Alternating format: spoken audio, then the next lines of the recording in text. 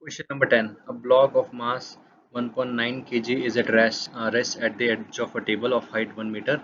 A bullet of mass 0.1 kg collides with the block and sticks to it. If the velocity of the bullet is 20 meter per second in the horizontal direction just before the collision, then the kinetic energy just before the combined system strikes the floor is we have to find the kinetic energy. Assume that there is no rotation motion and no loss of energy after the collision, and we have to take the value of g as 10 meter per second.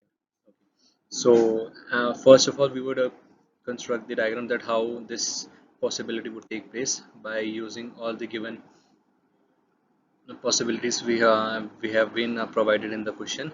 So where mass, so as we can see, this is a bullet which would collide to the point at 20 meter per second. So to find this linear momentum, we would use the law of conservation of linear momentum, where we would simply multiply the weight into its speed.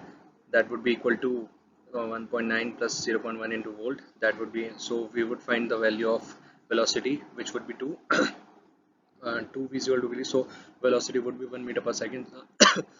And after that, we would find their kinetic energy, which is equal to half mv square. Simply we would put the value of mass and the velocity, and we will find the kinetic energy. And to find the total energy, we would add both the kinetic energy and potential energy. For potential energy, the formula is mgh. So we would basically simply add these equations, and we would find the value of total energy, which would be equal to 21 joules.